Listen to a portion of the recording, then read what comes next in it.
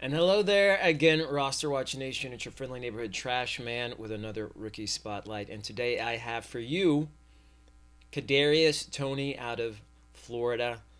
Kind of a red flag to start, and just that there's only one full season of Toney's work to go off of. 70 receptions, 984 yards, 10 touchdowns. But it's a highlight reel of a senior year. It actually earned him a Biletnikoff nomination for the best receiver in the nation, as Toney is among the most electrifying playmakers to enter the draft in 2021. The first thing you notice about Toney is his sheer explosiveness and his movements downfield. He's about as dynamic a player as you can come across in football. You know, he's always hurling himself forward with his pads low, like a running back. Like a running back we know well, Kareem Hunt. And you remember how he kind of just careened off of defenders as he ran downfield in his tape. Toney's like that. What's so startling about his momentum is that he doesn't lose any when getting in and out of his breaks.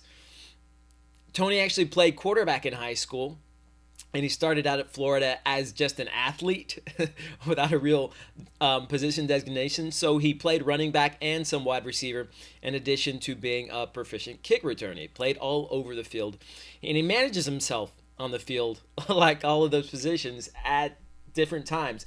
You know, he'll run his route like a wide receiver, but he'll see the field and he'll scramble like a quarterback after the catch. And he moves through defenders, like I said, like a running back. He's really shifty.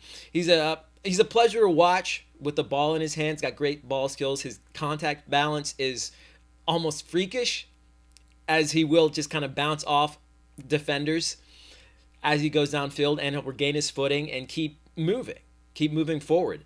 More importantly, that is if he actually meets any resistance. You know, a lot of the time they can't catch him. As profound as Toney's play is on the field, he's got a scattered history at Florida. He suffered injury early on, and for a couple seasons he languished in the wide receiver core behind pure receivers like Antonio Callaway. For those first 3 seasons, Toney was mainly used as a situational playmaker. It wasn't until that 2020 breakout campaign that he was a regular contributor to the offense at Florida. And by a contributor, I mean that comprehensively his presence is felt on the field whether he's getting the ball or not, as his movement draws a lot of attention from defenders, and he's a more than willing blocker, though he is a tad undersized.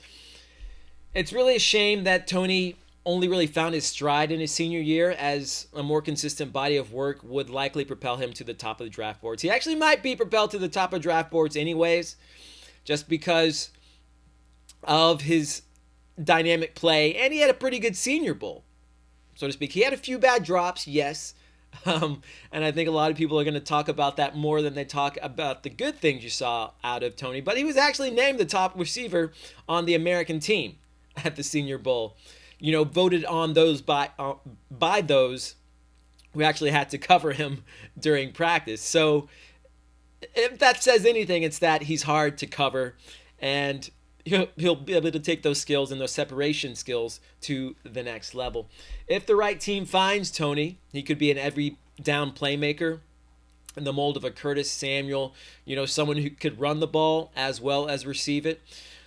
But as with Samuel, it's going to take the right situation and perhaps a season or two, you know, before he finds his role in the NFL. It might take a while for a team to figure out what to do with him exactly.